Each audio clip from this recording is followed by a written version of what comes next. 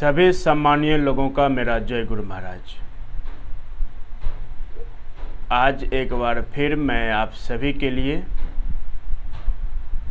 बहुत ही रोचक और अनूठी जानकारी लेकर के आया हूं और मुझे उम्मीद है कि जितने भी वीडियोज गुरु महाराज के बने हैं आप लोगों ने अवश्य ही देखा होगा। अगर नहीं देखा है तो आप उसको डिस्क्रिप्शन बॉक्स में जा कर के लिंक पर क्लिक करेंगे और आपको गुरु महाराज का वीडियो मिल जाएगा।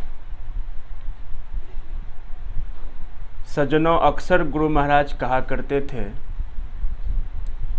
सुबह का खीरा हीरा, दोपहर का खीरा खीरा और रात का खीरा पीरा। ऐसा मैंने क्यों कहा या गुरु महाराज क्यों कहा करते थे? एक बार की बात है कि कटिहार जिला के अंतर्गत एक कुर्सेला है और कुर्सेला में एक छोटा सा बाजार है।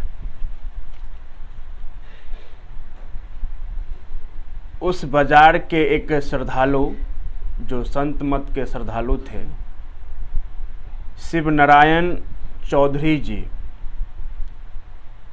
उनके यहाँ 2 दिवसीय संत मत सत्संग का आयोजन रखा गया था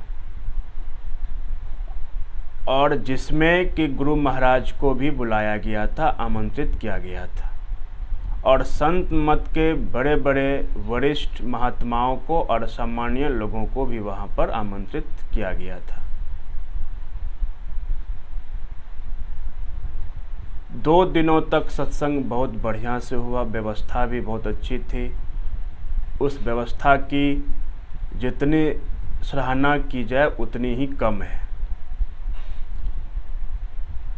रात के लगभग 8:30 बजे तक में गुरु महाराज खाना खा लिया करते थे और इसी दरमियान में 2 दिवसीय कार्यक्रम में गुरु महाराज एक दिन अपना भोजन करने के बाद अपने शयन कक्ष में आ गए और हमेशा भगीरथ जी अर्थात स्वामी भगीरथ जी उनके साथ ही रहते थे। तो यूं ही गुरु महाराज जब भोजन कर लिए तो गुरु महाराज ने पूछा कि तुमने भोजन किया? तो स्वामी भगीरथ जी ने कहा, नहीं, हमें भोजन नहीं कर ले छिए।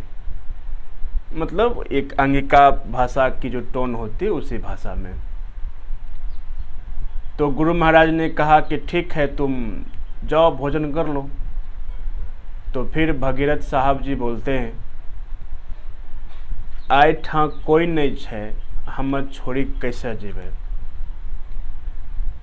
या अगर कोई आएगा तब मैं भोजन करने के लिए चला जाऊंगा। लेकिन गुरु महाराज ने कहा, नहीं, ऐसी कोई बात नहीं, तुम जाओ, मैं यहाँ पर तब तक हूँ। तो ऐसी आज्ञा जब मिली भगीरथ साहब को तो भगीरथ जी भोजन करने के लिए चले गए और जब भोजन करने गए तो वहाँ पहले से ही बहुत साधु महात्मा पंक्ति में बैठ चुके थे। तो 2 महात्माओं के बीच में दोनों महात्मा, एक महात्मा और एक महात्मा आपस में घिसक करके बीच में भगीरथ जी के लिए जगह बनी और उसी पर भगीरथ जी भी बैठ गए। तो खाना की जो व्यवस्था थी, सब्जी, रोटी और सलाद। जब खाना खा लिया गया तो अंत में जैसा कि हुआ करता है, दही दिया जाता है। लेकिन भगीरथ साहब पहले ही उनको कटोरे में मिल गया था दूध। तो दोनों साइड में जो महात्मा बैठे थे, वो जो शिव नारायण चौधरी साहब जो जी ने सभी महात्माओं के लिए दही लेकर के आए और दही भी ऐसा जिसमें कि छाली जमा हो, हाँ, एकदम मोटी मोटी परत बनी हो दही में, इस प्रकार का दही लेकर के वो देने के लिए सभी महात्माओं को लेकर के आए। तो भगीरथ जी से पहले जो महात्मा थे उनको दही मिला, और जैसे ही भगीरथ जी के थाली में वो देने के लिए आए चौधरी जी, तो भगीरथ जी ने मना कर दिया कि नहीं, मुझे दही नहीं खाना, मैं दही नहीं खाऊंगा, मैं पहले से ही दूध ले लिया हूँ। फिर भी चौधरी साहब बहुत रिक्वेस्ट की कि ले लीजिए, मतलब गिरियाते हुए कि ले लीजिए, बहुत बढ़िया दही है, आप लोगों के लिए ही बनाया गया है। फिर भी भगीरथ जी नहीं लिए। बगल में जो बैठे हुए संत महात्मा लोग जो खा रहे थे वो बोलते हैं, महाराज जी ले लीजिए, क्या मतलब दही कितनी श्रद्धा के साथ दे रहे हैं, खा लेना चाहिए। तो इतना सुनते ही भगीरथ जी ने अपनी थाली में जो उनको पहले दूध मिला था वो डाल दिए, दूध को थाली में डाल दिए, ताकि उनको लगे कि नहीं देखो दूध है तो हम दही कैसे खाएंगे। तो डालने के बाद और अपने पंजे को थाली से ऐसे थाली को ढक दिए। तब फिर भी जब ये बगल वाले संत बोले कि ले लीजिए, तो मतलब चौधरी साहब उसी दही में दूध को भी डाल दिए, उसी दूध में दही को भी डाल दिए, और लाचार बस भगीरथ जी को खाना पड़ा। और खाना खा करके जल्दी जल्दी में वो कुल्ला आचमन करके दातुन वगैरह सब करके और गुरु महाराज के बगल में जा करके वहाँ पर खड़े हो गए। तो जैसे ही वहाँ पर खड़े हुए तो गुरु महाराज पूछते हैं भोजन किया?